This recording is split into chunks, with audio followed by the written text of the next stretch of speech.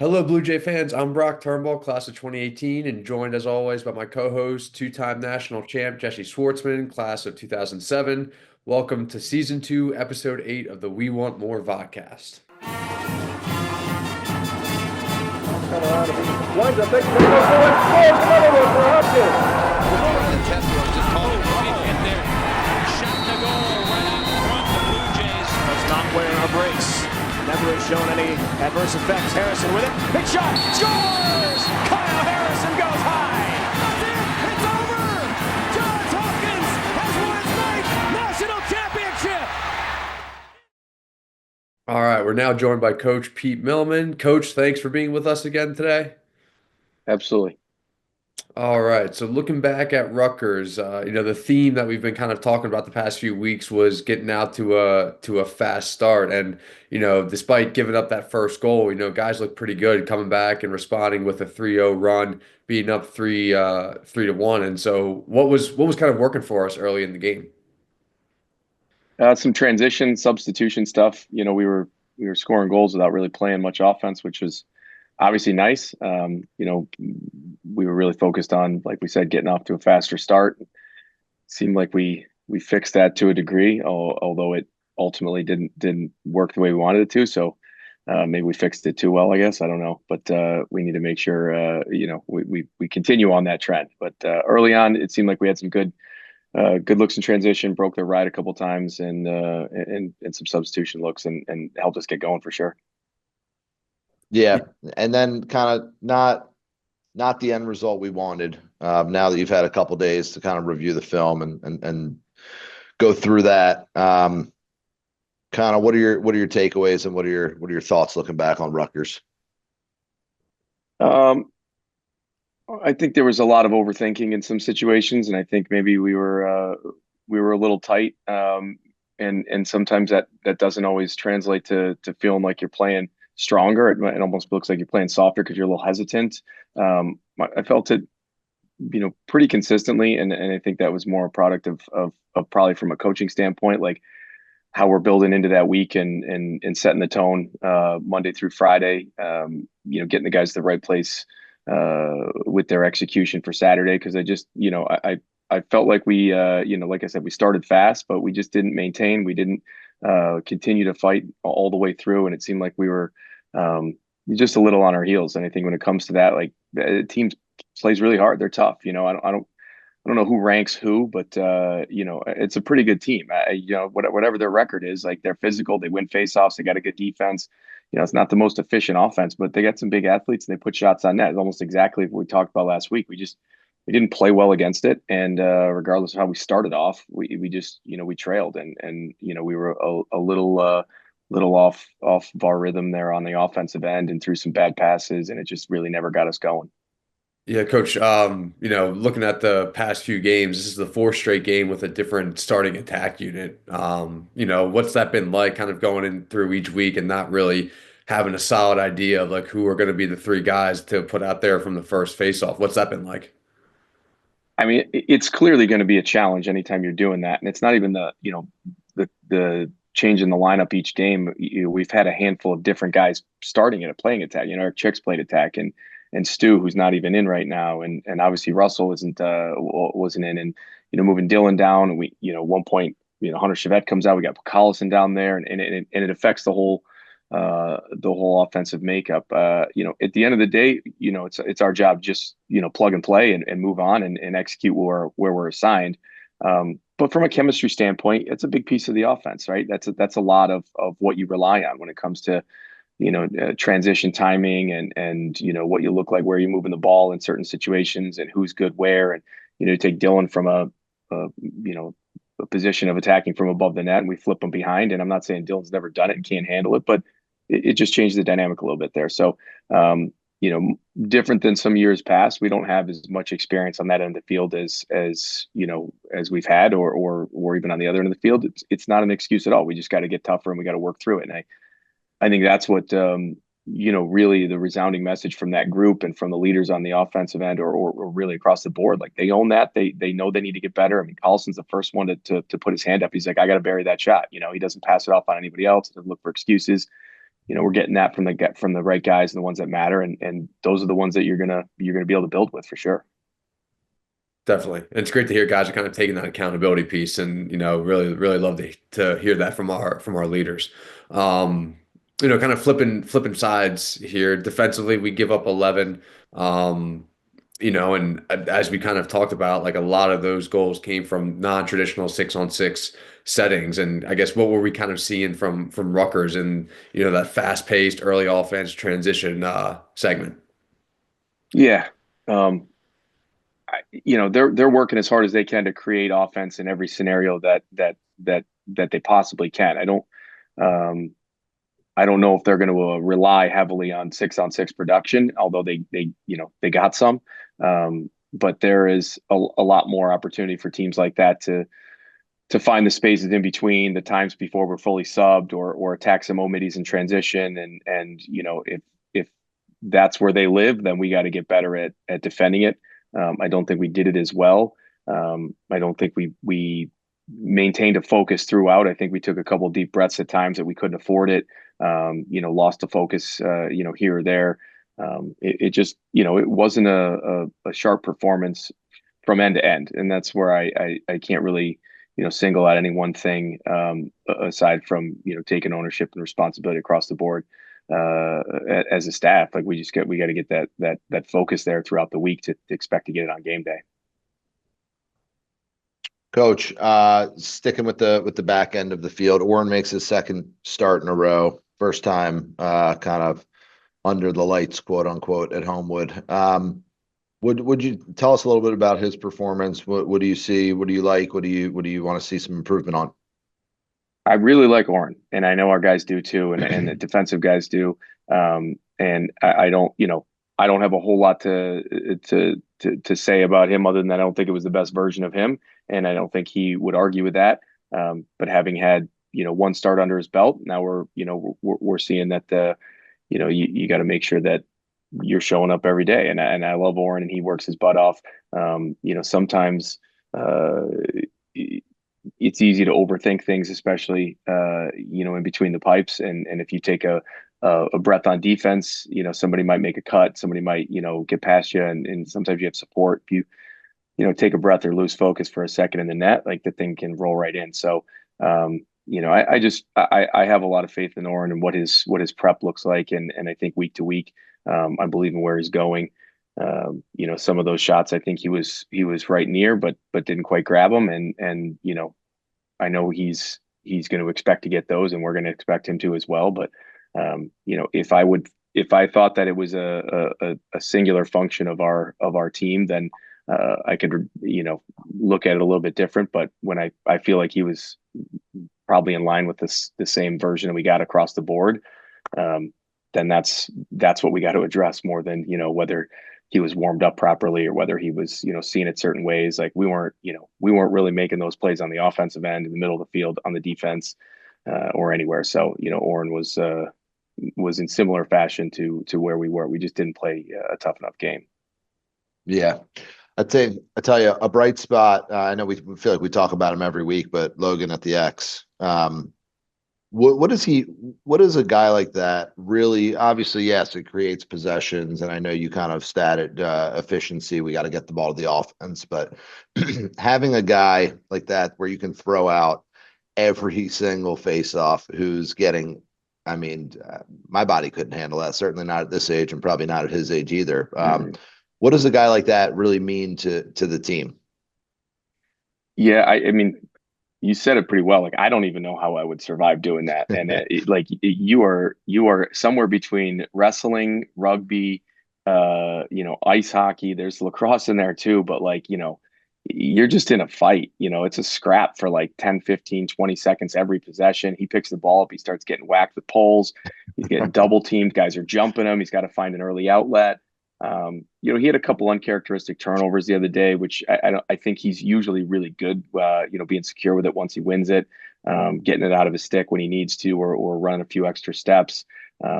He's as tough as it comes when you get into situations like that. He's digging in, he's fighting through some injuries, some bumps and bruises, whatever it is. I mean, no one's really healthy at that position, but I'm always really proud of him. He plays with heart. He is a gritty kid. He's not afraid to get dirty. He's not afraid to get down there over the ball. He's not afraid to run through some stick checks. He doesn't shy away from anything. He's not delicate by any means. I don't think you could assume that by looking at him, but he is a mainstay for us when it comes to that. Like the reliance on Logan to just keep digging in and finding ways to get there with the ball, and so much so that I think he was winning those clamps and he was hitting whistles pretty good in the second half. That they almost had to go right to a counter that was a hold, and we got those calls. And once you do that, then they have to kind of go into another move. And I think when he gets to that position, then he's usually starting to roll, which is nice. Yeah, and it's got to be nice for you and the staff, with everything else that's going on game day, and knowing that, looking back, there's some uncharacteristic, whether it's turnovers, missed shots, things like missed saves, whatever it may be, that you have someone at the X who's a pretty constant, always. Yeah, for sure. I mean, consistency anywhere is what you need as a coach, and you got to rely on what you can get. And when you're getting that at multiple positions, it's huge. We're hoping to build that so we have it at every position. But as crucial as those faceoffs are, the possessions are, that might be the most important to find some consistency. I'll take consistent at that position rather than risky and at times dominant. I'd like to just know we're going to get what we need most of the time. Absolutely. And looking across the Big Ten as a whole last week, Big Ten play started. All three road teams won, and wins in the Big Ten, they're not easy to come by any means. And so, what does that kind of tell you about the Big Ten as a whole, from top to bottom? It's going to be an interesting next few weeks. There's no doubt about it. I mean, I think the conference is a little bit closer than folks would assume from the outside, and no matter how we all factor in before we get to conference play. I mean, all these games traditionally are always close. They're always grudge matches. I mean, a lot of teams do things very similarly. So you see a lot of the same stuff over and over again, but we all know each other so well, and we see so much film on each other that by the time you get into the Big Ten season, like it seems like you're playing the guys across the street the whole time. So it's going to be tough. I mean, the top team in the country, the top team in the conference lost. The two teams that were unranked in the conference both won. So against top 10 teams. So it's going to be interesting for sure. And I mean, how about Ohio State from where they started the season to now? I mean, you really, there's no off weeks, there's no breathers, there's no time to breathe. It's kind of put on the gloves and fight every week. Yeah, there's no doubt. I mean, Ohio State's been impressive. We have a couple weeks until we need to, or at least another week and a half till we got to worry about that. So just staying focused on Michigan and where we are. But yeah, I mean, the fact of the matter is that every team is talented, is capable, and obviously all well coached and well intentioned. Like they're all going to play their butts off, and certainly we can expect that when we get there. Totally. And before we kind of dive into Michigan, we're going to turn to our player spotlight. This week we have sophomore Zach Claiborne, who's hosting for Dylan, and he's joined by classmate Rory Calhoun.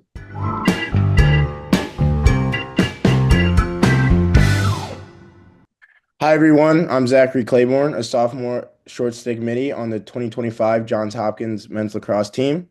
Today, I'm substituting for our beloved regular host of this segment, co-captain Dylan Bauer. Today, I'm joined with my fellow sophomore defensive midi, Rory Calhoun, for our player spotlight. Rory, I appreciate you joining us today. Yeah, of course. Glad to be here. So let's just jump right into it. So just introduce yourself, let the people know where you're from, and a little bit about yourself and your upbringing. Yeah. So I'm Rory Calhoun. I'm local. I'm from about 20 minutes north of Homewood. I went to high school at Gilman School, which is just 5 minutes down the road. And I would say that, being here was maybe a little bit of an unexpected journey for me. I never really anticipated. I always sort of saw myself going somewhere, far away, getting out of the state for college. But, once I sort of truly recognized everything that Hopkins has to offer, I kind of understood there's no other place I wanted to be. Love that. Love that. So as many of us on the team know, but the viewers back home might not know that Worry isn't your real name. It's your middle name. So, was Worry kind of a self-proclaimed nickname for you growing up, or was it just something your parents called you? Like, where did Worry come from? Yeah, so my full name is Daniel Warwick, call him the fourth. So my dad's the third, grandfather's the second, and great grandfather is the first. My parents sort of just decided to mix it up a little bit. My dad goes by Daniel, and so to his sort of father and grandfather, but Worry is sort of unique to the family name, I guess, and they just decided to mix it up. Believe me, when I was younger, I would have picked Daniel because when I tell him Worry, most people wouldn't know how to spell it or how to say it when they did know how to spell it. So, I've since become comfortable with it, but when I was younger, I thought it was pretty annoying. Yeah, I mean, I appreciate you being called Worry. All the Daniels we got on the team. Shout out, Shep. But segueing into speaking about your family, you have a strong connection. Johns Hopkins, your grandfather, as you mentioned, Joe Cowan, one of the best all times here in the program. And then obviously Ryan Evans, your older cousin, is on the team as well. How much did that weigh into your decision coming into Hopkins? And what has it been like, playing alongside your cousin and representing the Cowan family name? Yeah, so I guess, up until like later on in my sort of recruitment journey, I was able to sort of go to Hopkins games all the time when I was younger. I was always around here. My grandfather would sort of get us Cordish passes. And I remember being a little 9-year-old scampering around the upstairs playing tag with my brothers. And I didn't really understand the value of like the time that I was able to spend here, up until sort of like, later on my junior and senior year in high school and how much I was able to gain. So like that's sort of what like had gone through my mind later on with like coming to a place like this. And obviously knowing sort of the legacy of my grandfather and then also Ryan's dad, my uncle also went here and Ryan. I sort of recognized that I really just wanted to be part of like a rich familial history at this historic program. Love it. I love it. You know, you didn't really see a whole lot of action last year, being a freshman, but this year certainly made an impact. One of our core D middies on the D middies this year. And can you just talk about what the defense has meant to you, it being entirely new this year, or for the most part new this year, and what's it been like playing for Coach K? Yeah. Um, last year was sort of filled with, mixed emotions. It was sort of one of my first times being on a team and not being, an on the field impact player. And also obviously the adjustment to defensive midi, where I've sort of been, used to being an offensive player was definitely mentally and physically like a pretty big adjustment. But this year I was finally able to sort of find my groove and I was able to sort of really buy into our defense. So like some of our biggest tenets are, selflessness and trust and and just kind of caring about every little play. And I think those are some things that I really took to heart kind of over the summer and in the fall that that have helped me out. Definitely. I see it. I see it every weekend, brother. We'll get into some more interesting questions. Starting off with who on the team has the best nickname, in your opinion? Um I would have to say Fitty because that's the only thing he goes by. I think Coach K is the only person I've heard once call him Alec. I think, it's not even a nickname anymore, it's just his name. Yeah, I agree. I agree, definitely. Here at Hopkins, we aren't all blood related with the exception of you and Rev, but we like to consider ourselves family. Who on the team, if you had to pick four guys, are you taking on to for Family Feud with you? Hmm. Could be Rev. Rev could be in there, but you can go different direction. Family Feud is the one where you With Steve Harvey. try It's to, with Steve Harvey. yeah. Yeah. Uh Okay, I would say I'd probably have to go. I'd put Rev in there. I'd put Eric Chick in there. Uh, I'd bring you along, and then One more guy. I think I'd bring along Vern Cook. Vern. Wow. Well, that's an interesting answer. Sneaky Vern. I feel like there's some things like we sort of were on the same wavelength about some specific things we All could. right. All right. I like the pick. I like the pick. All right. God forbid you ever get in any legal trouble, but who on the team would you want to be your lawyer, and who on the team would you not want to be your lawyer? No question, I'd want Sam Teachout to be my lawyer. Yeah, that's I don't pretty. remember what he got on his LSAT, but I know he crushed it not too long ago. He's sort of taken his pick of law schools he's planning on attending. And who I would not want to represent me is Liam Gregorick. Uh because I just don't think he'd be able to get me out of a pinch. Fair enough. You heard it here, folks, from more, not me. But obviously, we have tradition of going to Sammy's before every game. Uh, who on the team do you think you could see running a restaurant in the future? Ooh, I could see I could definitely there's a couple good picks. Um I would see a restaurant co-owned by you and Tristan Jewell. I know Wow. you guys like to collaborate cooking frequently. I see it on his sort of Snapchat story all the time. I feel like that's a place that I'd wanna frequent. Appreciate that answer. Yeah. I feel like me and T Jewel could make some fine chefs and make a living off of it. All right, last question I got for you. If one guy on the team randomly won the lottery, who would it be? And what's the first thing he's buying?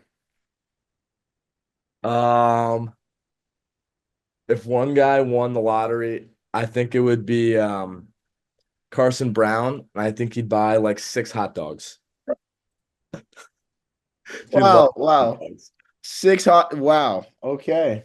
6 hot dogs. The man just won the lottery. You Oh think he yeah, there's nothing nowhere else he'd go with the money. Oh, okay. Okay. All right then. Well, that's all the questions I got, Worry. I appreciate you being on. I had an awesome time. Hope you did as well. And thanks for being on our player spotlight this week. Awesome. Thanks so much. Had a great time. Yep. See you, War.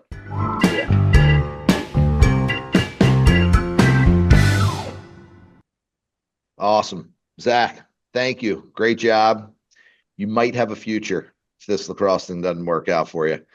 Um, Coach Worry, another guy who didn't get a ton of burn as a freshman, has stepped into a much bigger role with kind of an experienced short stick D mid and some transfers. Talk about his transformation and what he's been doing this year. Yeah. Yeah, Warrior was a really pleasant surprise this fall, just seeing the shape he came back in and how much work he'd put into, getting stronger, working on his game, developing his skills, learning the system a lot more. Everybody as a freshman is kind of drinking through a fire hose. And so you try not to heap too much responsibility on those guys because it's a lot to rely on and then going through the course of the season. But we got a chance to redshirt Worry last year, and so he comes back as a sophomore with, full eligibility. And I wouldn't say that I wasn't expecting it, but I didn't know he would jump to the game field as aggressively as he did and as well as he did. But he seemed to transition pretty well.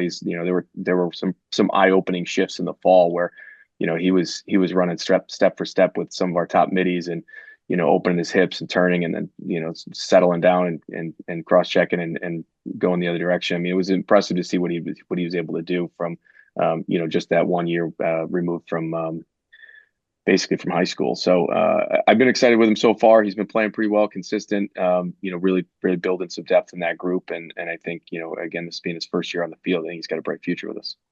Yeah, and I think for those that don't know, I think the bloodlines are certainly there. Being the grandson of one of our greatest ever, Joe Cowan.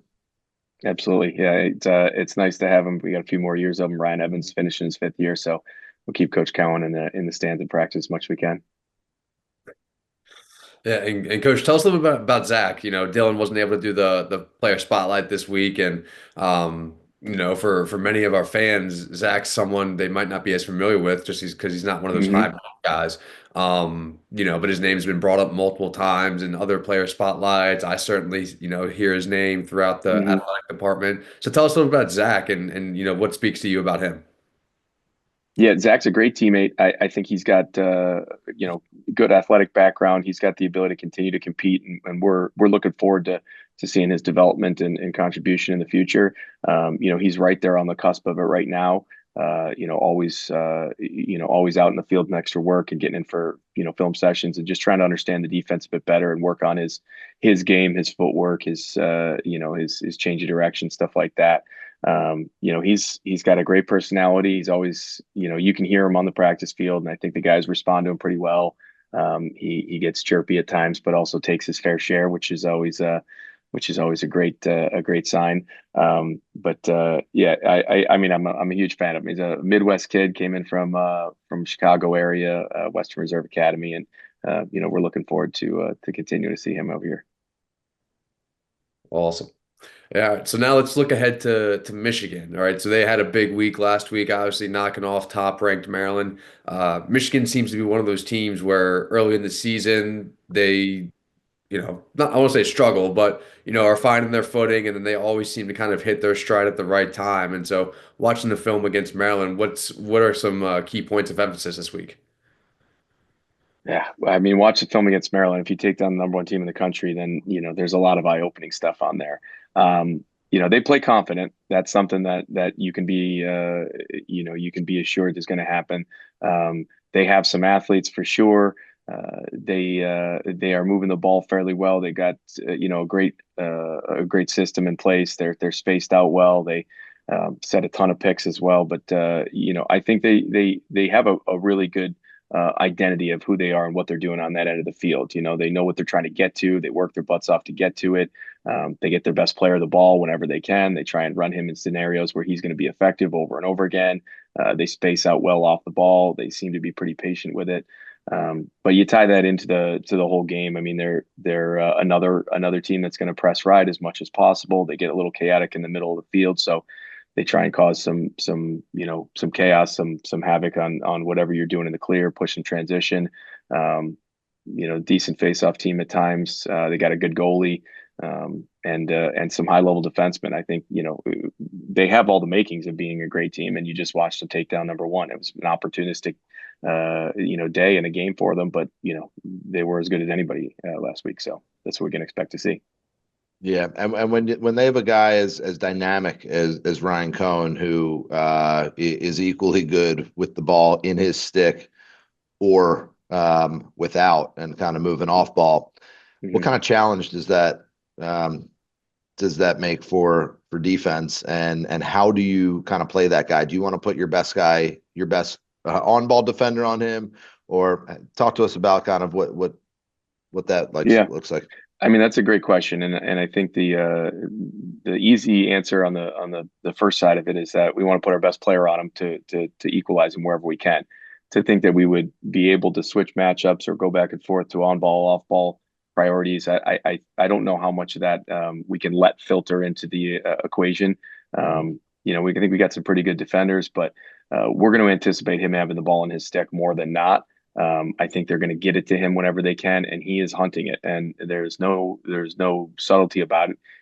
He can be a problem, and he's a great lacrosse player. He's a great athlete. He knows the game, and he is working his ass off to get.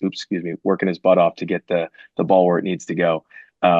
So I mean, we're gonna make sure that we have our right matchup on it when we need it. I trust our guys, whether it's Scotty or Q or whoever's down there. But he's going to be the main focus of that game plan for sure. And switching sides of the field, coach, down looking at them defensively, another Big Ten team with a high quality goalie in between the pipes, back to Mm-hmm. back MVP of the Big Ten tournaments. We got Hunter Taylor. What's in terms of preparation for that, what are we kind of telling our guys when we're looking to shoot or put shots on goal? Yeah. I mean, first thing I would say is not overthink the shooting scout. We got to take great shots more than focusing on a goalie when he's in there. We got to find net. We got to hit the net. But I think one of the biggest factors that comes into the game plan offensively is they don't give up goals from the outside very much. Meaning he does a good job of eating those outside shots. If you're going to score on them, you got to find ways to get it into the paint or near the paint, or you got to move him from side to side. If you're going to take on the runs from 14, 15 yards or step downs from big distance, he's pretty confident in that space. He's pretty comfortable with those. You have to get it to a great spot. Otherwise, it's going to be a tough shot. But, if we work as hard as we can to get high quality shots, I mean, we get the ball in the net. We just need to make sure we're not settling because he tends to gobble those things up pretty good. Yeah, and tacking on to that, when you're looking, just give us us fans an insight of when you're looking into a goalie scout. Obviously, you don't want to put more thoughts into a shooter's mind, like, oh God, I already have a guy beating on me with a 6-foot pole. There's someone coming at me. I see a little bit of net. Is it more so kind of tendencies that he has, or positioning, or what do you tell the guys really when you're looking into a goalie scout? Yeah, it's a great question, and I think there's a lot of difference in the opinions here, and I'm not going to claim that mine is the only right one or not, but I think the way we look at it is that what you said there at the beginning is crucial, that you don't want to put too much thought in your head for the offensive players. We don't want them thinking about the goalie. We want them thinking about the net, and we want them to get the ball to the net. So there's a few characteristics that really jump out when you're doing a goalie scout. The first one is obviously right or left-handed. That's going to make a difference into where those shots are going to come from best and where you're going to want to put them when you're getting those looks. The second one is size, because at times that makes a big difference, because goalies that frame themselves well and cover up a lot of space, they make it hard when you're on the angles. You're going to have to get to a 6-foot net. Goalies that are not as big, it's not going to make as much of a factor if you're outside the pipes, because they're not going to take up as much of the space. Everybody is going to take up more space on the sides than they are in the middle, because the goal gets skinnier. But and then the last one is high or flat, and sometimes there's a progression there where goalies can start flat and start to move out as they identify shooters and then work back in and out. Those ones are rare. You generally see a high arc or a flat arc, and they don't usually deviate a whole lot from that. And then the biggest difference there is that if you're seeing a high arc, the difference is more about ball movement than it is about shooting off the dodge. Because if you can get the goalie out of the net on one side, you get it to the other side. You got to try and find some empty space. So that's really the categories that we're breaking it into. And then from there can be tendencies, but that's what you don't want to overdo. I mean, if you can get the ball inside 10 yards and you pound it to the spaces where the goalie isn't, that's your best chance. If you're going to shoot the ball from 14 yards, like I said, on the run, I don't know if the goalie scout makes that much of a difference. Right. If he gets to it, he gets to it. If you put it in the low corner, you got a pretty good chance. But if it's a center mass, it's not going in anyway. So, Totally. We try and keep it as simple as we can for the shooters and let them react to the net they see. Yeah, and that's really similar to when I and probably Brock used to watch the shooters film that was broken down, and it was every shot from every game of every player that kind of played, and you would watch it. But for me personally, it was like, man, if I'm thinking, oh, now this is number 5 with the ball, what's he going to do? And every time the ball moves and gets ready, you're just putting too much, and you want it to be kind of you prepare all week and you work your whole life. Just go with your gut for the most part, get to be in a good spot, shoot the ball hard, shoot to a good spot, and hope it goes in.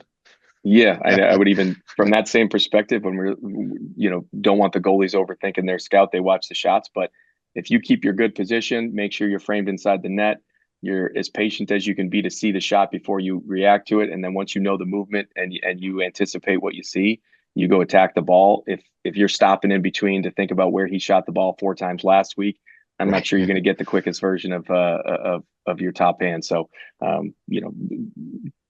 being realistic with it, but also, giving the guys the responsibility to work through it as well. We do it together. I'll say that we collectively build the scouting plan for them. Yeah. And before we kind of get to our alumni spotlight, which is one of your coaching mates here, Jamison Kester, this will be your 6th game against Michigan since coming to Hopkins. And Kevin Conry was one of Jamison and my teammates at Hopkins. What is what's kind of a staple of a Coach Conry team? a Coach Connery team. I mean, I think a good compliment is you could say that he's got a group that continues to improve throughout the year. I think that's it's an important characteristic for any team, and I think that any coach would be proud to hear that. Um, I think we play a lot of different defenses, and some of them have some similar tendencies, and some of them different. Some have better athletes or not. Um, Most teams that don't slide very much do it because they don't want to spend as much time, working in the recovery, or it's challenging, it's difficult. Um, his team tends to recover pretty quick. I think that's one of those things. Again, like you can see the work and the knowledge and his background from, from I'm assuming being a Blue Jay and LSU's career, but they recover well, which is not a common characteristic amongst defenses because most of them try not to slide when they can. Exactly. And I also think that the recovering well portion, that's actually a great point. He was not only was he a defensive guy for us at Hopkins, but he was a man down specialist. So the recovery in man down is much more important because there's only 5 of you out there. So it's really concise movements, moving as a unit, and basically being tied on one rope. So that makes that checks out, makes a lot of sense. Yeah, absolutely. I mean, it's impressive that, like I said, they've won 2 conference tournaments and have made it to the NCAA's the last 2 years. They're looks like they're continuing to build in that trend of getting better.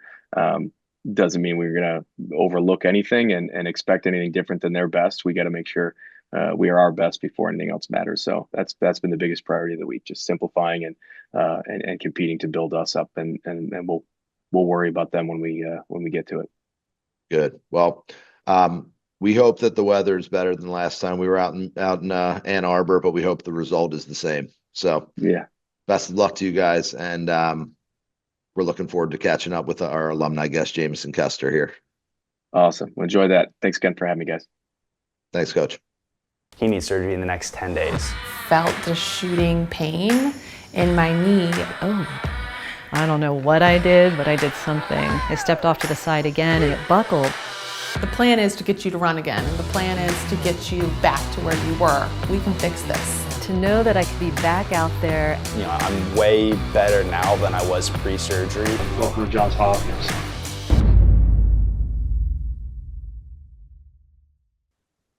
Well, for our alumni spotlight this week, 2007 graduate, defenseman, midfielder, all around utility, and defensive coordinator, and now associate head coach, Mr. Jamison Kester. Welcome. What's up, guys? How you doing? We're doing great. Thanks for joining us. So we're gonna cover a lot of topics here, but let's start off at the top. You graduate and then you go to Ohio State, UMBC, Hopkins, with a previous stint at Hopkins. When did you know that you wanted to be a coach, and kind of what made you want to go into that profession? It's a good question. It was in Seattle. When I moved to Seattle, I was working for a West Coast Stars branch. I'm just laughing because of Freddie Wilmot. Fred Wilmot, yeah. Scott Hockstead. Scott Hockstead got me that job. Fred Wilmot. Yeah. I was tired of lacrosse. I wasn't playing, but somewhere around 2010, I started. I joined the Lumberjacks. I was playing in the NLL. I kind of found a love for the game again, and was coaching at the high school level.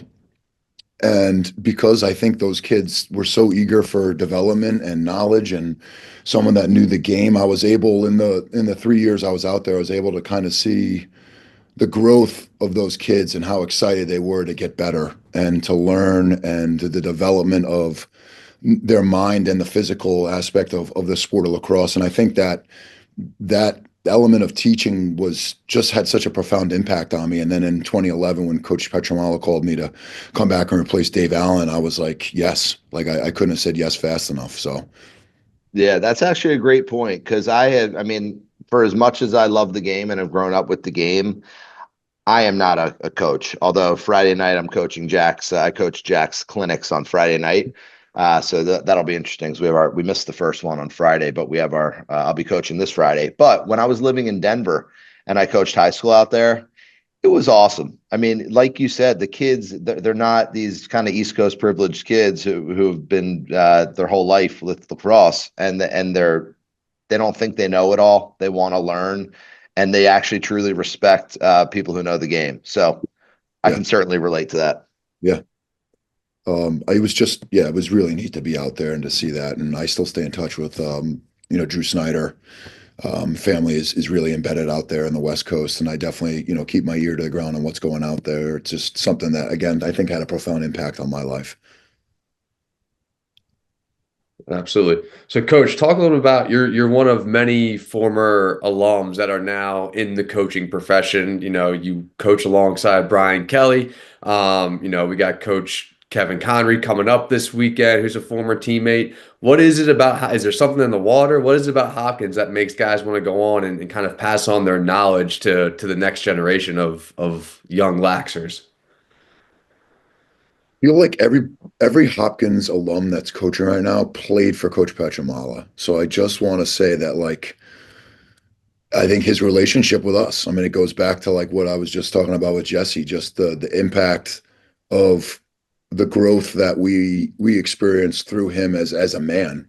Now it wasn't just as a player, but it was that relationship of life that I think kind of paralleled a lot of what we wanted to do on the field.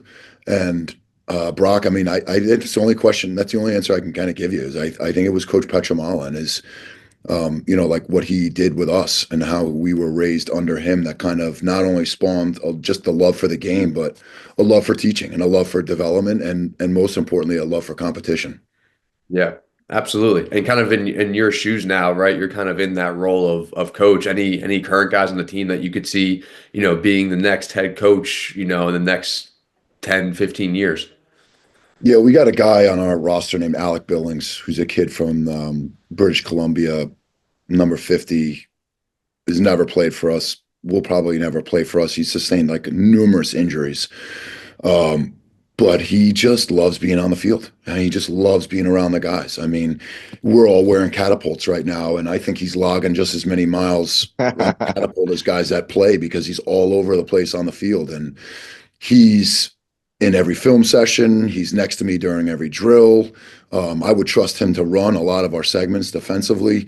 He can answer any question out of the playbook. He knows what to look for from a tactical standpoint. He's just absorbed everything. And I think being on the sidelines, watching the game rather than playing it has kind of given him that coach's eye. And if I were to pick one guy right now to kind of take the next step in the coaching realms, it would be 50. That's awesome. It's I mean, Brock and I talk about it weekly with Pete, but to see guys that don't get the glory on Saturday and fill up the stat sheet, but are still so impactful for the team and mean so much to the team. It's a special kind of person to be able to do that. And there's a certain kind of respect that that person earns for being able to do that. So that's a testament to not only that kid, but to the coaches and everyone to keep him engaged and fully supportive of the team. So you guys are doing a great job in that aspect. Yeah, no doubt. Hey, I want to talk about just a little college sports has certainly changed in your 15 years or so coaching. Obviously NIL, the transfer portal, all of that. What is, has it changed the way you coach or the approach to coaching? And B, what is kind of, what are the biggest takeaways with all these changes? Man, it's a loaded question. Our sport is not, the residuals of the NIL have just not hit lacrosse the way that they're hitting, college basketball and college football, et cetera. So I don't think that it has that much of an illumination on the recruiting. Kids do ask that question when they come on visits, and families do want to know, hey, school so-and-so is telling us this, like, what could Hopkins potentially provide? So there is that element of that. That definitely does not change how I coach. I mean, that has zero impact on my field relationships and what we do with the guys. But I do think it brings up, regardless of, your gender or your sport, I do think it brings up a unique opportunity to learn about growing your brand, right? And promoting yourself, which I think is important in any professional realm, whether you're in sales, medicine, real estate, et cetera, coaching, learning, financial literacy, learning what social media can do for you, both in a positive and a negative light, learning how to have real conversations with adults, learning negotiation skills. So from a development off the field development standpoint, I think there are a lot of valuables. But in terms of the teaching, me as a coach and me as a recruiter, it hasn't really touched us in too much of a way. Gotcha. Coach, you touched a little bit about your coaching style. You're now in your 5th year as DC. Tell us about a typical week of preparation going into a game. If you want to start on Sunday and then kind of work us through the week, that's fine. But what does that look like for you? I'll start with today. Today, I start looking at the next week's opponent, Ohio State. So today, Friday, Saturday is game day. Maybe Saturday night into Sunday is kind of on the next week's opponent. So that way, Monday, I've already got 3 or 4 days under my belt in terms of what we need to do. And then, Monday we'll really start the rollout in terms of personnel, film introduction. Scouting report is due on Tuesday. We won't do anything on the field for the opponent until Tuesday or Wednesday morning. Wednesday, Thursday are really heavy days in terms of preparing ourselves for that opponent. And then Thursday again starts the cycle all over for me. And I think that based off of what you get on the game on Saturday, you have to cater the Sunday and Monday based off of what you've seen. And sometimes Monday and Tuesday is more geared towards us and fixing some things that we need to fix. And it's more of an internal dialogue and conversation and skill work development. And then other days or other weeks, it's more of like, hey, we're doing a lot of things we really like. Let's start looking at some things we got to change or alter based off of what we got to be ready for the upcoming weekend. Yeah, and just to let the fans and the listeners know, you say today is Thursday, and we're going to start looking at film. That's just you and the coaches, correct? We're not giving the players anything else to think about besides Michigan, correct? No, yeah, we are. That's just so you can get a head start on your scout. Yes, I appreciate you clarifying that, so nobody comes from me.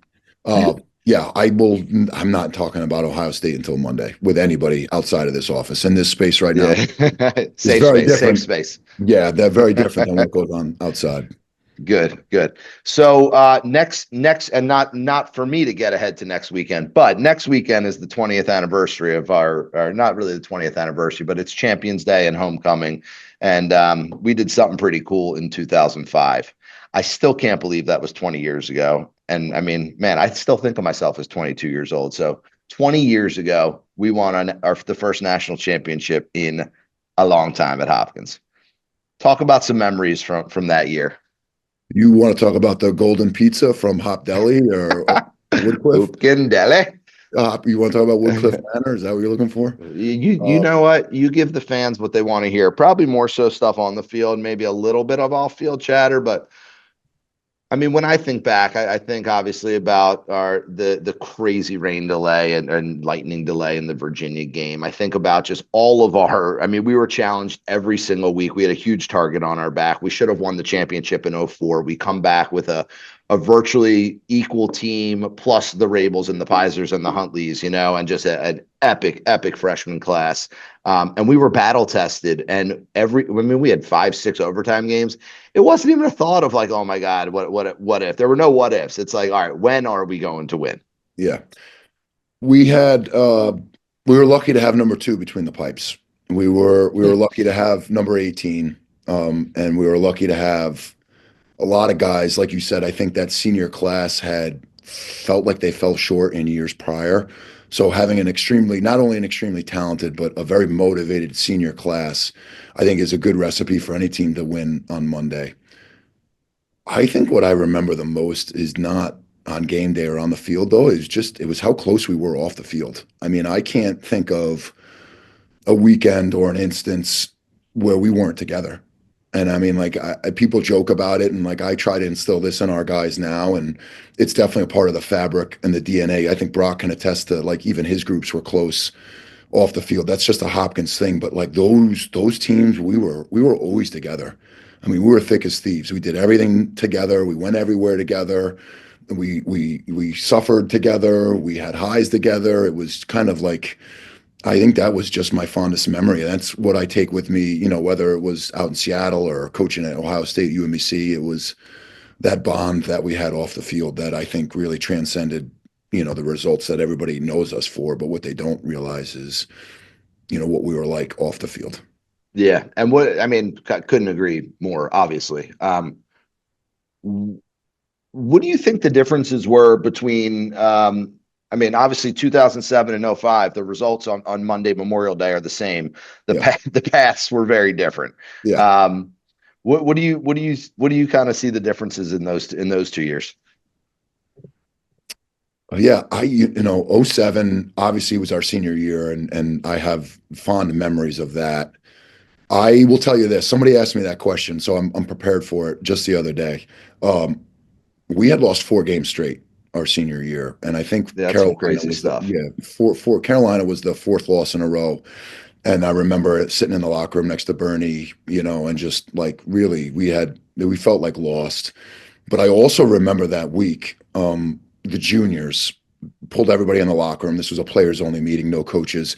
And every single junior kind of called out the seniors and told them what they needed from them. And I remember Steven Pizer called me out specifically, and he told me what he needed from me.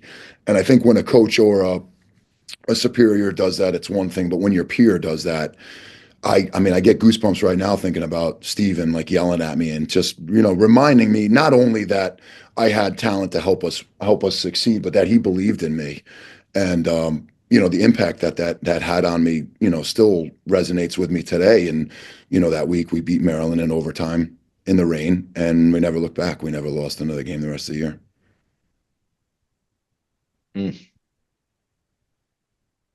Pretty cool, coach. And yeah, just kind of build off what you said earlier. It's like, yeah, the relationships, I don't know if it's something about Hopkins, but with homecoming coming up in a couple weeks, I know there are a lot of guys coming back, a lot of guys that I play with that are excited to be back in town and just watch the boys play. So we're super excited. Those relationships, they certainly do last a lifetime.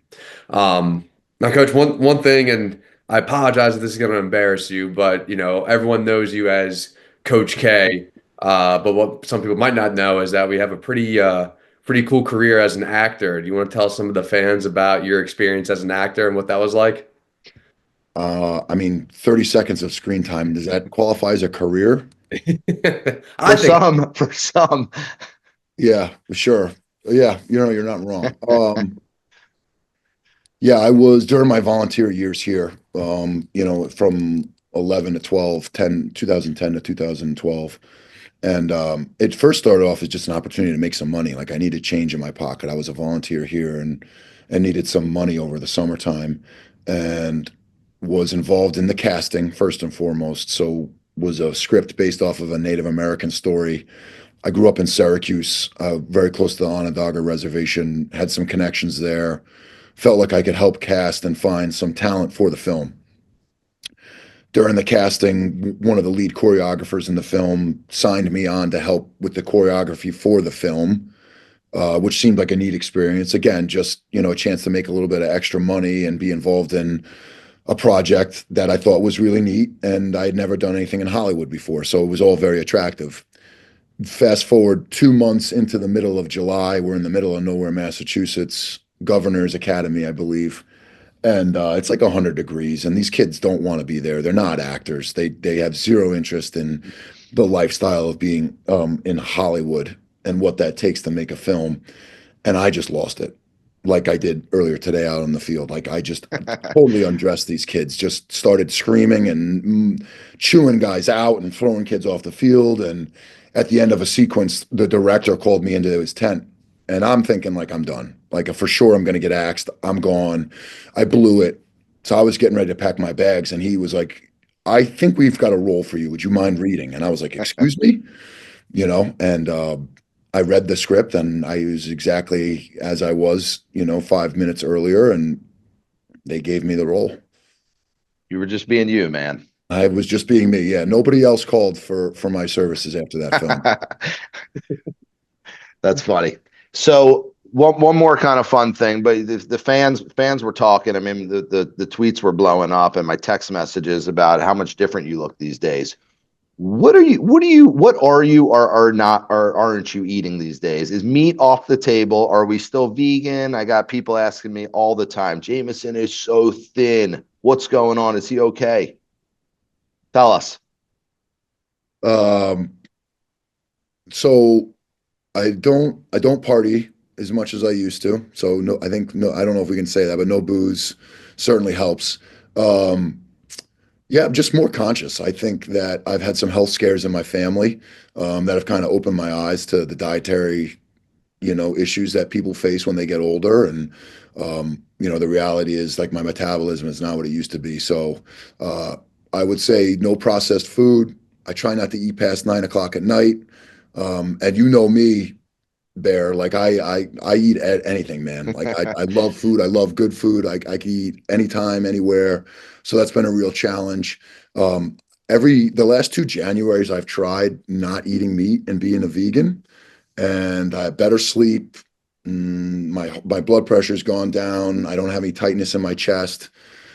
So I would say like I am vegan friendly. If I go out to a restaurant that's got like Dylan's in Hamden has like one of the best smash burgers in town, like I'm not going to go there and not get the smash burger. All right, good. Yeah. And you'll still eat Big Joyce's kind of meatballs and sausage and all that. All right, Yes, good. sir. We just wanted to make sure. Yeah. We just wanted to make sure. Yeah. I'm just trying to follow in your footsteps, man. Like if you people pay attention to the way you look, they would understand. It's hard. It's a full-time job to look this good sometimes. Yeah, well, I don't have 3 kids to chase around. So I got to find my exercise somewhere else.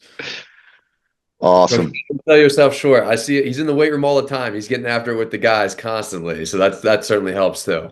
Yeah. All right, good. Well, hey, any kind of parting words for the fans out here? We're all behind you. We're all supporting you guys. Yeah. And we just want you guys to succeed. Yeah, no, we've got the best fans in the world. We got the best, community that shows up day in and day out, the best alumni base in our sport in the galaxy, bar none. It's a great group of kids. I know we've had some ups and downs, but we are trying to replace, what we lost last year, and I think we're doing a great job. I commend the coaches. We've got a lot of inexperience, a lot of youth. We've got some really impactful transfers that we're trying to weave into the fold here, into our culture, and stuff just takes time. And I think we're right where we want to be. If you were to tell me that we were, 6-3 in December, given our schedule, I think most people would take it. And I think the best is yet to come because we've got a ton of ball ahead of us. And the most important thing is we're hungry. Absolutely. And the best part for me is kind of looking ahead at the schedule. I love that the Big Ten is so good this year. And I love that there's all these kind of upsets because that just means that we have opportunities to get big wins. And every week is a new battle. So I'll finish with the same thing I told Pete a little while ago. I hope the weather is a lot better than the last time you guys were in Ann Arbor when I was there, but I hope the result is the same. We're all rooting for you and keep doing a great job. You're making us Hopkins boys proud. And, I love you guys. Thank you. Forever a J. All right, brother. Take care, guys. See ya. Later.